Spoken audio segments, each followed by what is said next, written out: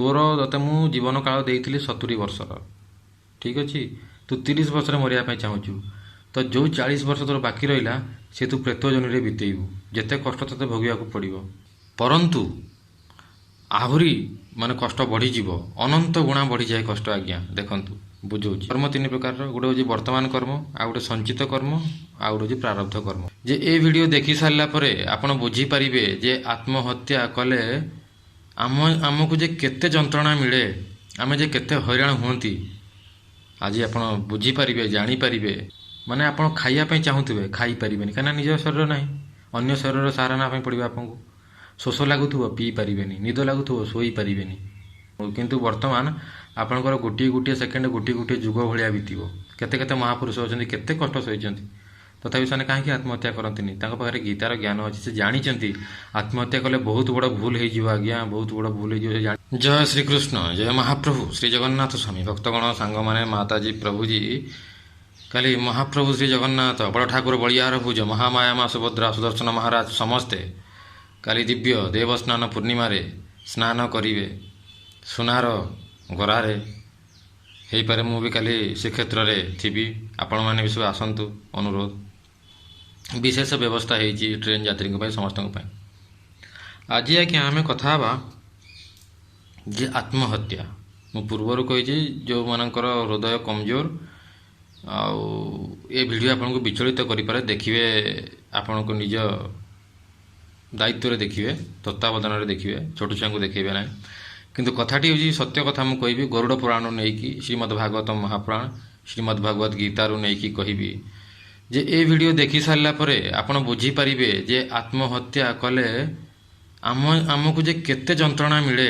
आम जे केते हैरान हुंती आज आप बुझीपारे जानीपारे से कष्टटा कौन आज्ञा आम आत्महत्या जड़े करे कौन आज्ञा किसी प्रोब्लेम थाए सी पैसा पत्र प्रोब्लेम हो पारे धनर वित्तर प्रोब्लेम हो पारे संपर्क रे बुझामणा यदि भूल होता हो पारे किंबा तापर पर आमर जो जमी बाड़ी मामला हो पारे फौजदारी केस हो पारे कौटी ब्रेकअप हो जाए जो कहती बांधव बांधवी स्वामी स्त्री ये जो भूल बुझामणा ये सब हो पारे किंबा जड़े डिप्रेशन अच्छी मानसिक चापर अच्छी से हो पारे तेणुक से निजक भावे जे मु आत्महत्या करदेवा उचित किंतु आज्ञा आत्महत्या कले ए जिनसर समाधान हो बोली सी 100% सियोर थाए किंतु आज्ञा जे ज्ञानी जे अल्प बहुत गीता भी शुणी गीता पढ़ी से जानी जे आमे होचंती आत्मा आमे शरीर नुहंती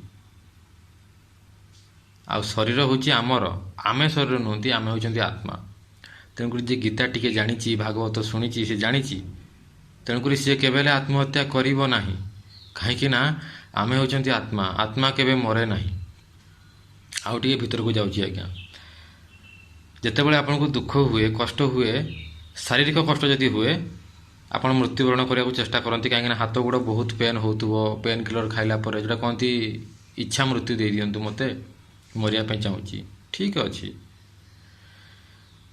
से कष्टा है बोली आप चाहिए मरिया किंतु आज्ञा आप ठीक भाव में देखिए से कष्टा एक्चुअली हाथ गोड़े हो कि आ कौटी हो से कष्टा हूँ मनरे मन आम शरीर अंग आज्ञा किंतु से कष्ट हो मनरे आमर जो ब्रेकअप हो गला पैसा पत्र प्रोब्लेम अच्छे कौन पैसा पत्र प्रोब्लेम अच्छे समस्त मरी जाती ना आपंकर कष्टटा से डरटा से भयटा से चिंताटा कौटी अच्छी आज्ञा ब्रेन रे जोड़ आम मन बोली कहती मन शरीर अंग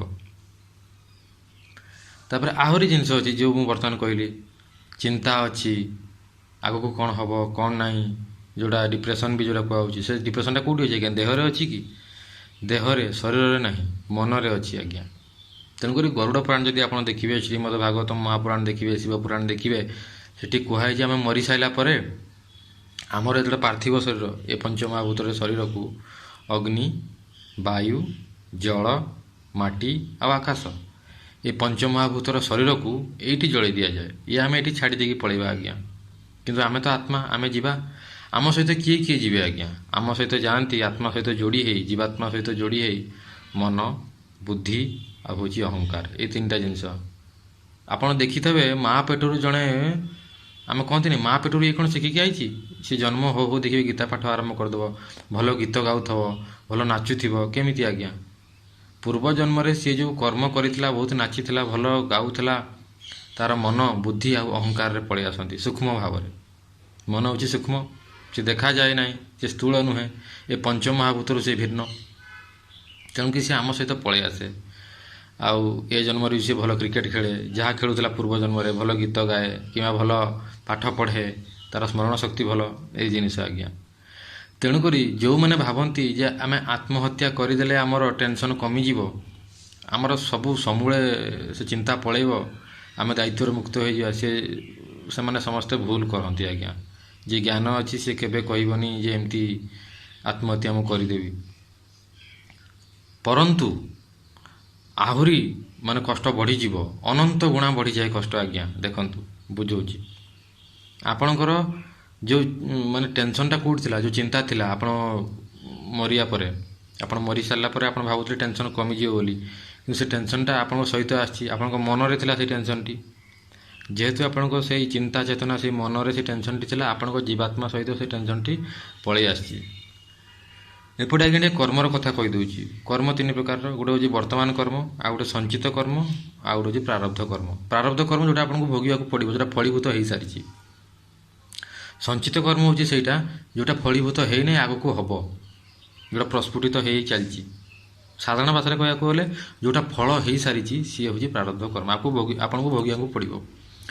ଆଉ ଯେଉଁଟା ସଞ୍ଚିତ କର୍ମ ସିଏ ବର୍ତ୍ତମାନ ଫଳ ହେବ, ମାନେ ଯେମିତି ଯେଉଁଟା କହନ୍ତି କଷି ଧରିଛି, କିମ୍ବା ଫୁଲ ହେଇଛି, କଢ଼ ହେଇଛି, ସେଟାକୁ କୁହାଯାଏ। ଆଉ ବର୍ତ୍ତମାନ କର୍ମ ଯେଉଁଟା କହୁଛନ୍ତି ସେଇଟା ବର୍ତ୍ତମାନର କର୍ମ।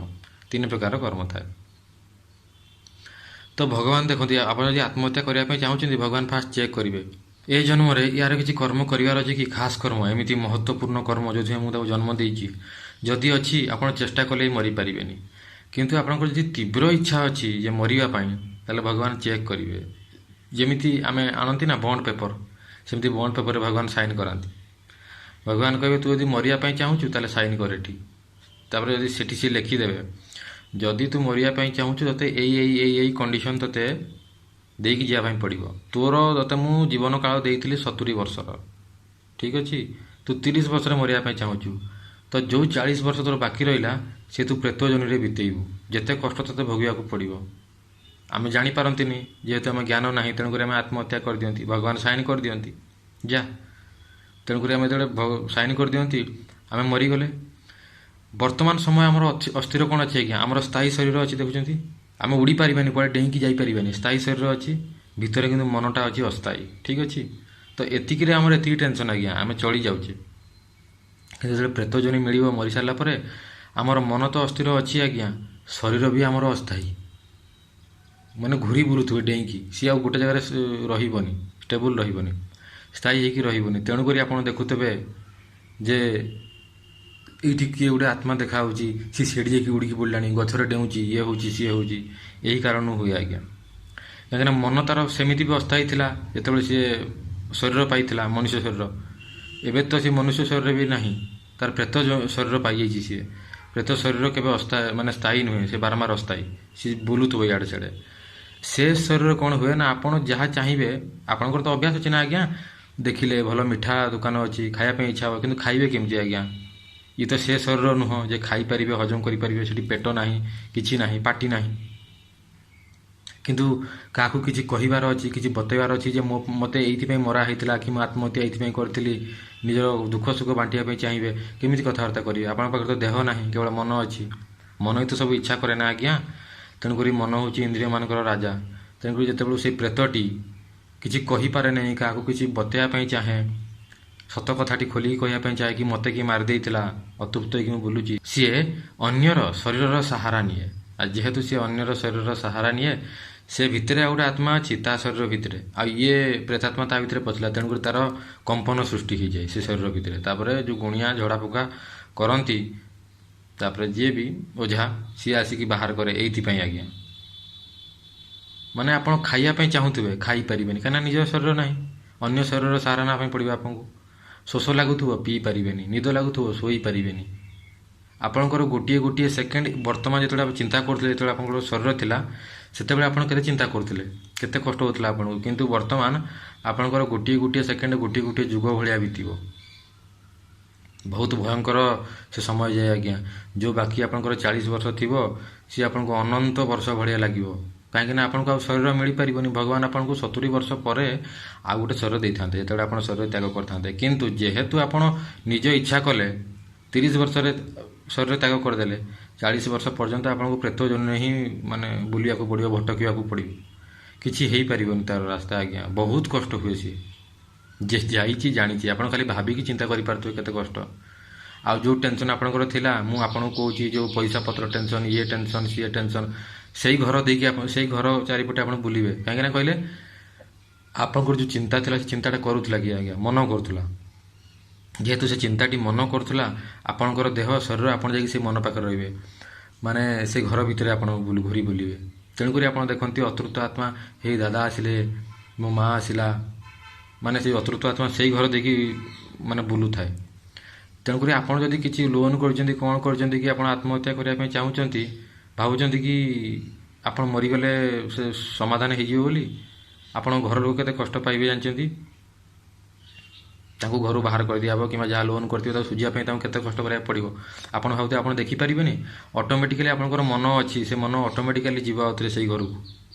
ଆପଣ ପ୍ରେତାତ୍ମା ହେଇକି ଘୁରି ବୁଲୁଥିବେ, ଦେଖୁଥିବେ ଘର ଲୋକ କେତେ କଷ୍ଟ ପାଉଛନ୍ତି। ଯେଉଁ ଲୋନ୍ କରାହେଇଥିଲା, ମୁଁ ମରିଗଲି, ମୁଁ ଥିଲେ ସୁଝା ହେଇଯାଇ ପାରିଥାନ୍ତା, କ'ଣ କଲି ମୁଁ?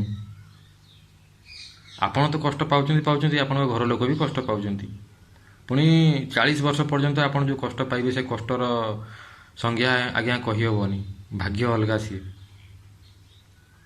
ଗରୁଡ଼ ପୁରାଣରେ ବହୁତ ଭିତରି କଥା କୁହାହେଇଛି। ଭଲ ଭାବରେ ଚର୍ଚ୍ଚା କରିବା, ଭିଡ଼ିଓ ଲମ୍ବା ହେଇଯିବ। କିନ୍ତୁ ଏତିକି ବୁଝନ୍ତୁ ଆଜ୍ଞା, ଆତ୍ମହତ୍ୟା ଠାରୁ ବଡ଼ ପାପ ଆଉ କିଛି ନାହିଁ। ଆତ୍ମହତ୍ୟା ଠାରୁ ବଡ଼ ମୂର୍ଖତା ଆଉ କିଛି ନାହିଁ। ଆତ୍ମହତ୍ୟା ଠାରୁ ବଡ଼ ଯେଉଁଟା କହନ୍ତି ନିମ୍ନ କୁକର୍ମ ଆଉ କିଛି ନାହିଁ। ଆଉ କ'ଣ କୁହାଯାଇପାରିବ? ଭଗବାନ ଶରୀର ଦେଇଥିଲେ କିଛି ଭଲ କାମ କରିକି ଭଗବାନଙ୍କ ପାଖକୁ ଭକ୍ତି କରିକି ଭଗବାନଙ୍କ ପାଖକୁ ଫେରିଯିବା ପାଇଁ। କିନ୍ତୁ ଯଦି ଆପଣ ଆତ୍ମହତ୍ୟା କରିବା ପାଇଁ ଚାହୁଁଛନ୍ତି, ତାହେଲେ ଆପଣ ଏହା ମାନିବାକୁ ରାଜି ନୁହନ୍ତି ଯେ ଭଗବାନଙ୍କ କଣ୍ଟ୍ରୋଲରେ ସବୁ କିଛି ଅଛି। ସିଏ ଚାହିଁଲେ ସବୁ କିଛି ଚେଞ୍ଜ କରିଦେଇପାରିବେ। ଆପଣ ଭଗବାନଙ୍କ ଉପରୁ ଭରସା ହଟେଇ ଦେଲେ। ଆଉ ଯିଏ ଭଗବାନଙ୍କ ଉପରୁ ଭରସା ହଟେଇଲା, ତାଠାରୁ ବଡ଼ ପାପୀ ଆଉ କିଏ ଆଜ୍ଞା? ତେଣୁକରି ଏ ଦଣ୍ଡ ତ ଭୋଗିବାକୁ ପଡ଼ିବ। ତେଣୁକରି ଆପଣ ଏଇଥିପାଇଁ ଆତ୍ମହତ୍ୟା କଲେ ଯେ ଆପଣଙ୍କର ଭଗବାନଙ୍କ ଉପରେ ଭରସା ପାଇଲାନି। ଆପଣ ଜାଣିପାରିଲେନି ଯେ ଭଗବାନ ଆପଣଙ୍କୁ ସାହା ହେବେ। ଆପଣଙ୍କର ନିଜ ଉପରେ ଭରସା ରହିଲା, ନିଜେ ଆତ୍ମହତ୍ୟା କରିଦେବେ, କିନ୍ତୁ ଭଗବାନଙ୍କ ଉପରେ ଭରସା ରହିଲାନି। ତେଣୁକରି ୟାକୁ ମହାପାପ ବୋଲି କୁହାଯାଏ। ଭଗବାନ ଆପଣଙ୍କୁ ଶରୀର ଦେଇଥିଲେ, ତେଣୁକରି ଭୌତିକ ଜଗତରେ ବି ତାକୁ ଇଲିଗାଲ କୁହାଯାଏ ଆଜ୍ଞା। ଲିଗାଲି ଆପଣ ଦେଖିଲେ କାନୁନାନ, ଯେଉଁଟା କହନ୍ତି ନିୟମ ହିସାବରେ, କାନୁନ ଆଇନ ହିସାବରେ ବି ଆପଣ ନିଜର ଆତ୍ମହତ୍ୟା କରିପାରିବେନି। ସେଇ ଜିନିଷ ହେଉଛି ଆଜ୍ଞା। ତେଣୁକରି ଆତ୍ମହତ୍ୟା ଯଦି ଆପଣ କରିବେ, ବର୍ତ୍ତମାନ ଭାବୁଛନ୍ତି ଆପଣ ଚିନ୍ତା ଛାଡ଼ିଯିବ ବୋଲି, କିନ୍ତୁ ଚିନ୍ତା ବଢ଼ିଯିବ ଆଜ୍ଞା, ଅନନ୍ତ ଗୁଣା ବଢ଼ିଯିବ। ଏତେ କଷ୍ଟ ପାଇବେ ଆପଣ, କାରଣ କଷ୍ଟ ମନ ପାଏ ଆଜ୍ଞା। ଶରୀର କ'ଣ କଷ୍ଟ ପାଉଛି? ଶରୀର ତ କଷ୍ଟ ଆଜ୍ଞା ଅଳ୍ପ, କିନ୍ତୁ ମନର କଷ୍ଟ ସବୁଠାରୁ ଭୟଙ୍କର ଆଜ୍ଞା। କ'ଣ କ'ଣ ସେ କରିନପାରେ। ତେଣୁକରି ଯିଏ ବି ଆତ୍ମହତ୍ୟା ବିଷୟରେ ମାନେ ଭାବୁଛନ୍ତି, ସାଙ୍ଗେ ସାଙ୍ଗେ ଓହରି ଯାଆନ୍ତୁ, ସତ୍ସଙ୍ଗ କରନ୍ତୁ। ସବୁବେଳେ ଆତ୍ମହତ୍ୟାରୁ ଦୂରେଇବା ଜିନିଷ ହେଉଛି ବାହାରକୁ ଯିବେ, ସତ୍ସଙ୍ଗ କରିବେ, ସାଧୁସଙ୍ଗ କରିବେ, ଭଗବାନଙ୍କ ଶରଣାଗତି ହେବେ, ତାହେଲେ ମାନେ କିଛି ଅସୁବିଧା ହେବନି। କେତେ କେତେ କଷ୍ଟ ଆଜ୍ଞା ଲୋକ ସହିଛନ୍ତି। କେତେ କେତେ ମହାପୁରୁଷ ଅଛନ୍ତି, କେତେ କଷ୍ଟ ସହିଛନ୍ତି। ତଥାପି ସେମାନେ କାହିଁକି ଆତ୍ମହତ୍ୟା କରନ୍ତିନି? ତାଙ୍କ ପାଖରେ ଗୀତାର ଜ୍ଞାନ ଅଛି। ସେ ଜାଣିଛନ୍ତି ଆତ୍ମହତ୍ୟା କଲେ ବହୁତ ବଡ଼ ଭୁଲ ହେଇଯିବ ଆଜ୍ଞା, ବହୁତ ବଡ଼ ଭୁଲ ହେଇଯିବ। ସେ ଜାଣିଛନ୍ତି ଯେଉଁ ଶରୀର ଦେବ ଦୁର୍ଲଭ ଶରୀର, ଏ ମନୁଷ୍ୟ ଶରୀର, ଦେବତା ବି ତାକୁ ଖୋଜନ୍ତି। ତାକୁ ଆପଣ ଏମିତି ବ୍ୟର୍ଥ କରିଦେବେ, ସେମିତି ଜମା କରନ୍ତୁନି ଆଜ୍ଞା, ଜମା କରନ୍ତୁନି। ଜୟ ଶ୍ରୀକୃଷ୍ଣ, ଜୟ ମହାପ୍ରଭୁ ଶ୍ରୀ ଜଗନ୍ନାଥ ସ୍ୱାମୀ।